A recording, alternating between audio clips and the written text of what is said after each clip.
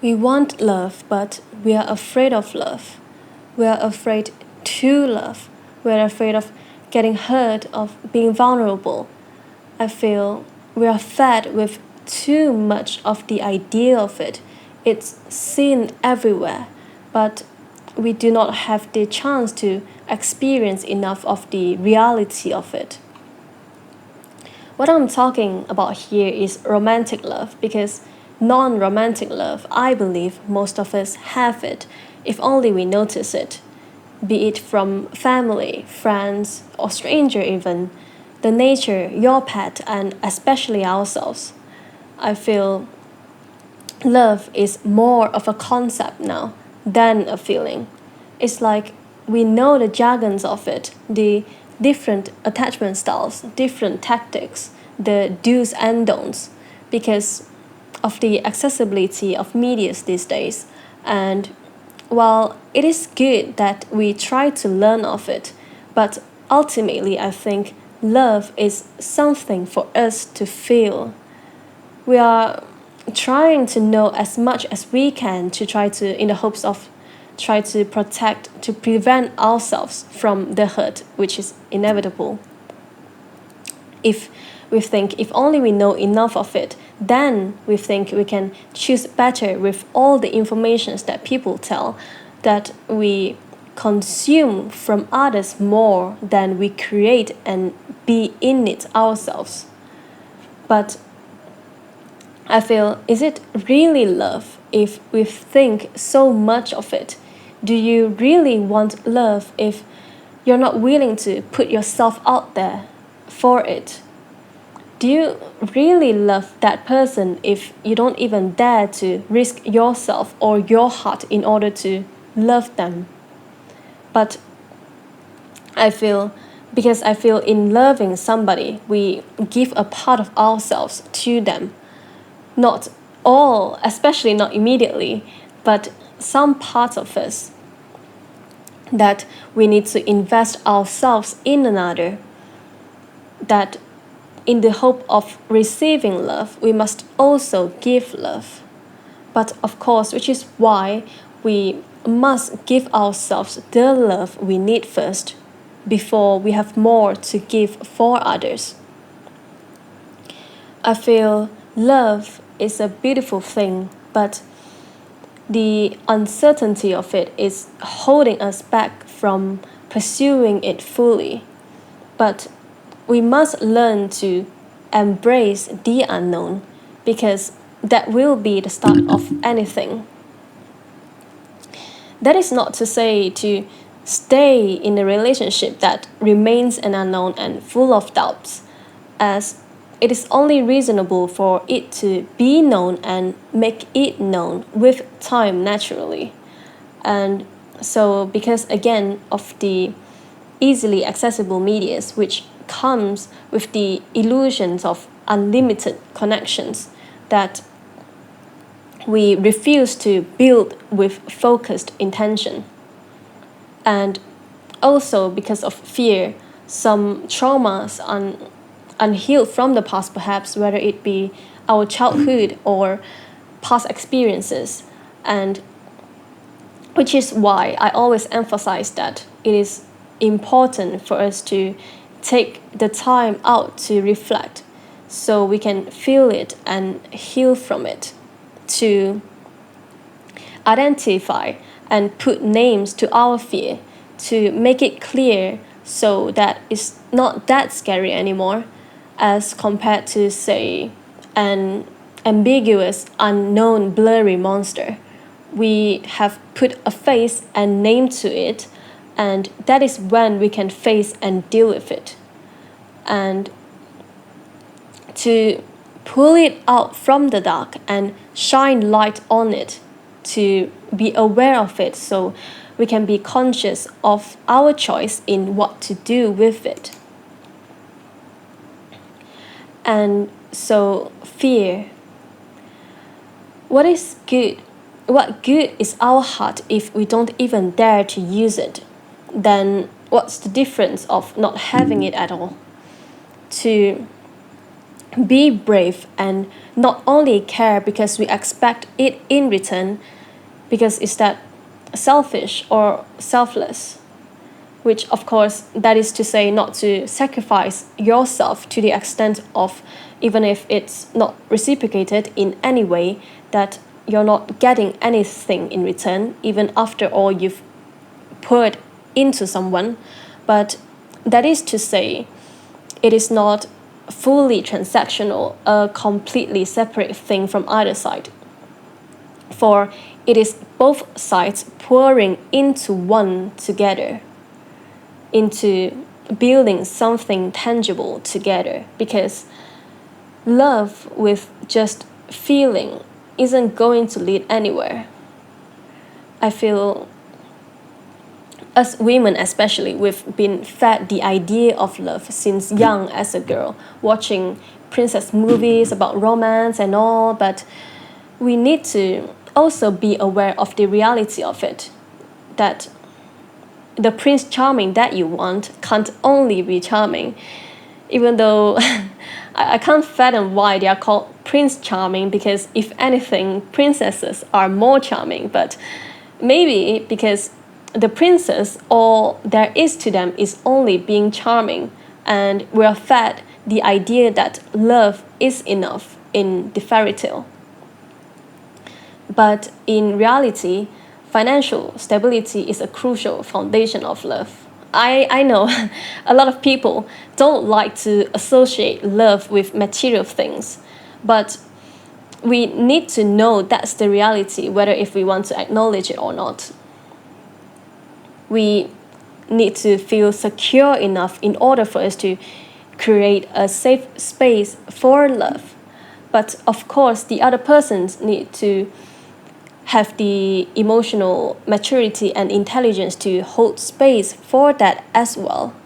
And I feel we need to be able to want and wish that person well instead of just caring for them.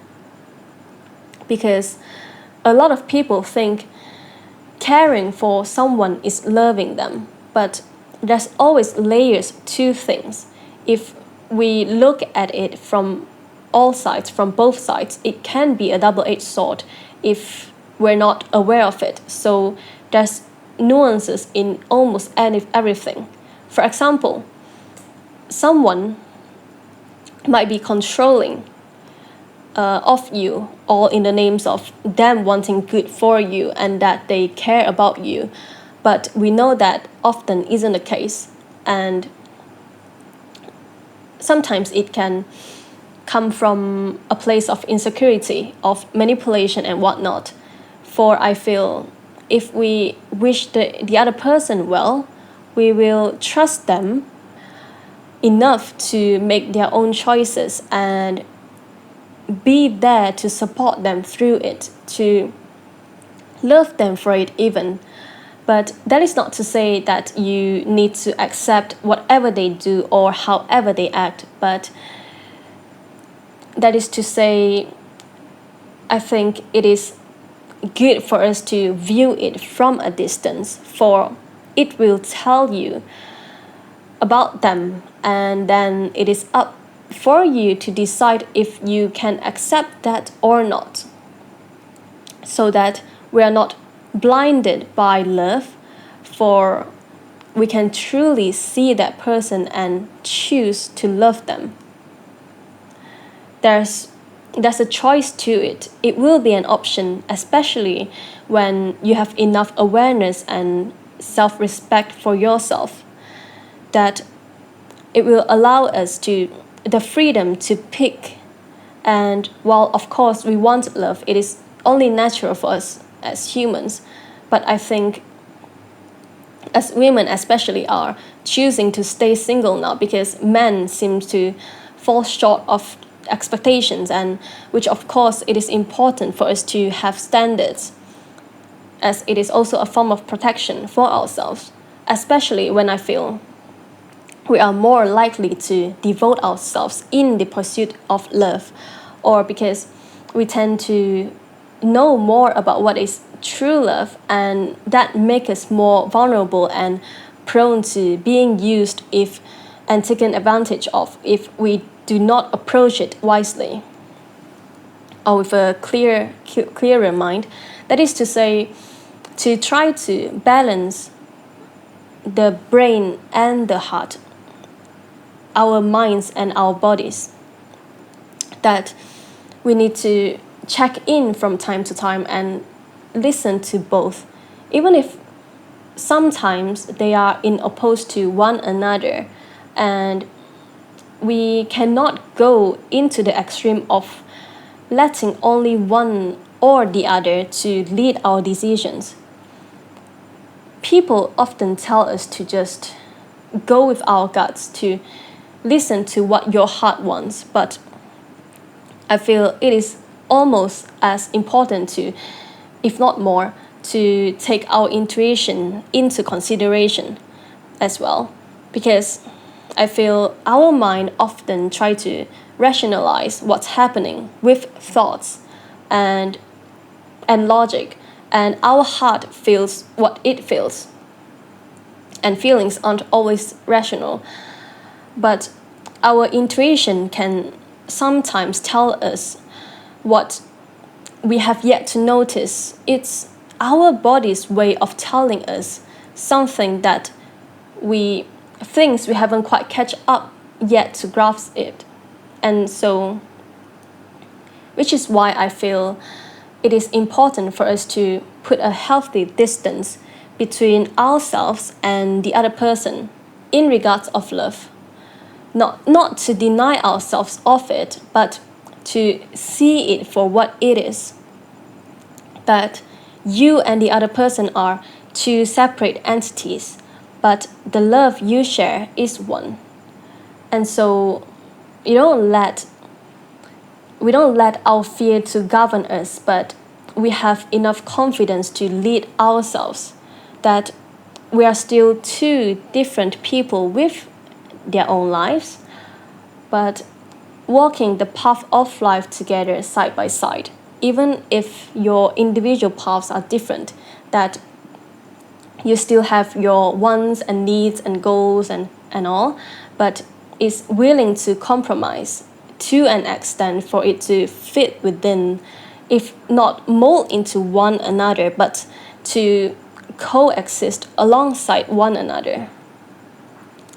That we love the other person enough to change for them for better, not only for the better of the relationship, but it also makes you a better person while you're with them.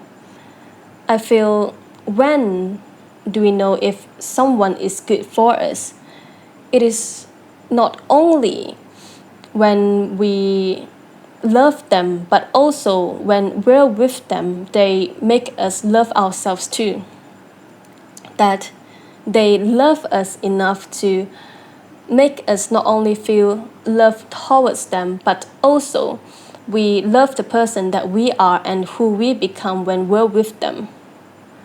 And that's the beauty of love, I think, which we can open ourselves to, for the love that is worth us stepping into the unknown, to make ourselves known, for let ourselves be known, and to experience it fully, to trust that it exists, for we exist and we embody it within ourselves, and to trust in ourselves, knowing that if it is not it, then we can simply not choose it if it is not also choosing us in return.